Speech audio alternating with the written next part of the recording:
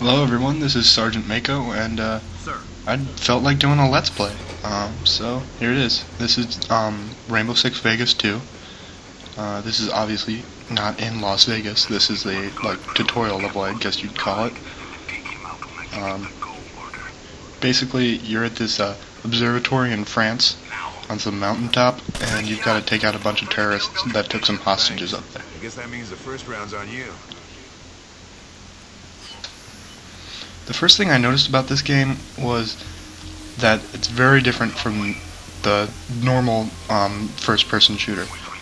You generally actually don't want to be in first person and attack people like that. You want to be in cover when you're attacking people, and it's a lot more strategic too. As you see here, I'm marking targets. I'm gonna tell my team to stack up on this door. I'm gonna tell them to breach it. Flash and clear. Just throw a flashbang in there, and then I'm gonna open my door and kill them. And as you see, that worked pretty well. Now my friends can come in over there, help us out. But yeah, this game is a lot more, it's very different than what you'd normally think when you play like a shooter of any kind. It's not so much about getting kills and whatnot. The system is totally based around experience, so you can rank up and get better gear and stuff to customize your character. There's a lot of customization options. Really great. You can put your own face on and everything. As you can see, it's just whenever you engage an enemy, you want to be behind cover and just shooting around it at them, because otherwise you're in a spot of trouble. I mean, back there, I breached that door, I checked under it, made sure there were enemies, and checked where they were, but I can also just do this, and if I take them by surprise fast enough,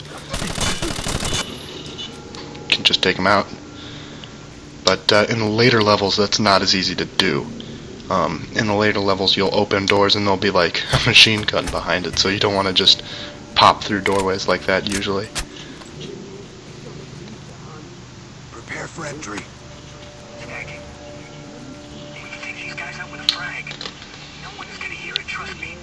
Interesting suggestion. But see, the game is totally based around each time you engage enemies, there's this different scenario you engage them in. It's not like a normal first-person shooter where you're just walking through and enemies will come up and attack you. This is there are segments where there's no action and there's segments where there's action. You'll go through a hallway, you'll find a door, you'll go in, and there's enemies. That allows you to be more strategic, really, and just, it's more realistic. There's not going to be an enemy around every turn jumping out at you, especially if you're part of a SWAT team and they're terrorists guarding hostages. He's priority 1. This is a pretty good shot right here, I must say. He doesn't even hear me. Bang! Yeah, that went pretty well. And then there's a guy, well, you can see the snow and stuff is yellow. This game is very graphically intensive. My computer's not good enough to handle it, actually. So I have it on very low graphical settings, and it's kind of glitching. But it doesn't really matter because I can still play the game. Rappelling is another cool feature you'll see here in a second. Just gonna have my team rappel down in here, and as we rappel down, you can see you can just flip over, and then you can face heads down, and that'll be much easier if you're trying to clear out a room before you breach in. So I'll just pop this guy, and there's more guys. Just kill. Oh, and you can see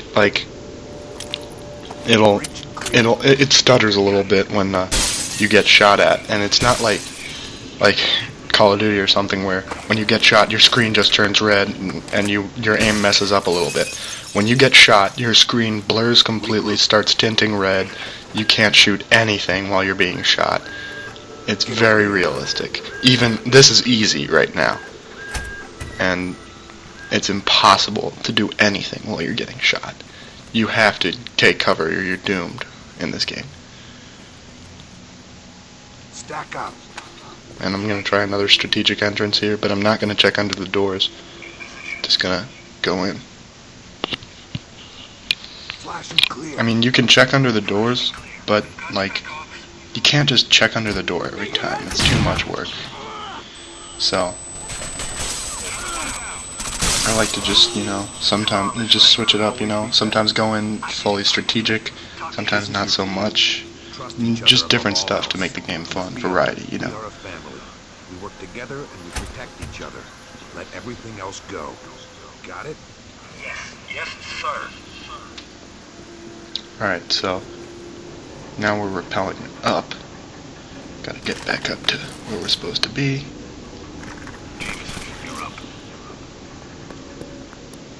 This is the only part of the game, in the entire game, where you actually see other teams, except for like hazmat crews and whatnot.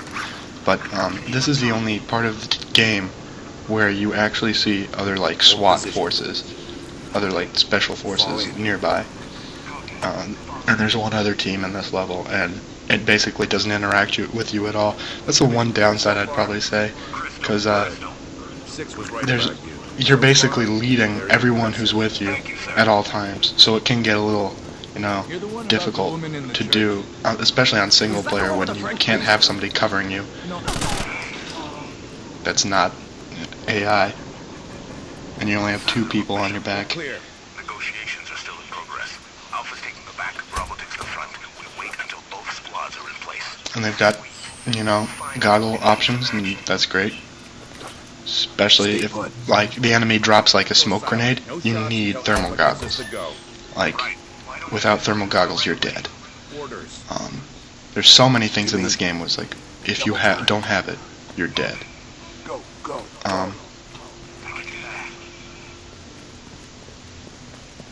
Yeah. So we're coming up on where they're keeping the hostages right now. Get us through.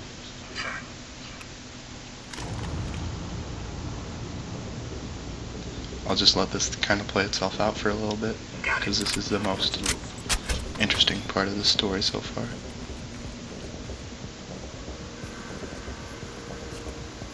Permission to fire. Negative. Wait for Alpha. You're forcing them to make changes. That's why you're here, right? Yes. So right now, you've got the upper hand. You've got a valid reason to be angry. You can still be seen as the good guys here. I want you to be the good guy. We are. Exactly. If you hurt these people, all that changes. You can make this straight. Alright, so if you didn't really get that, basically, we have that guy negotiating with the hostage taker, and your recruit just can't take it anymore, just snaps and starts shooting at him. This is probably the biggest gunfight in the first level. They just have like a ton of enemies flowing out at you, and there's no cover up here. As you can see, I'm just behind a metal grate. So basically, the only way to survive in this game is to tell your team to move forward and, you know, take cover yourself. Double time. So your team will just run up there, and your team's basically invulnerable. I mean, they can take a ton of damage and not get hurt at all. Whereas, you get shot once and you're dead.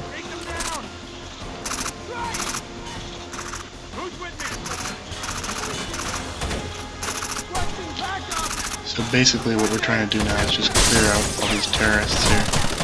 Get as many as we can. See, as you can see, my screen, I got shot like maybe 3 times, and my screen went completely black, and it's blurring and stuttering all over the place. It's very difficult to try and shoot when you're getting shot. Near impossible. But you can use stuff like that, like grenades, like I used back there, and you'll get out of trouble pretty quick. See, like I was saying, that was just like pure first person, and I couldn't. On me. Alright, well that's basically all that. Well, we're done here. Hope you enjoyed it. Bye guys.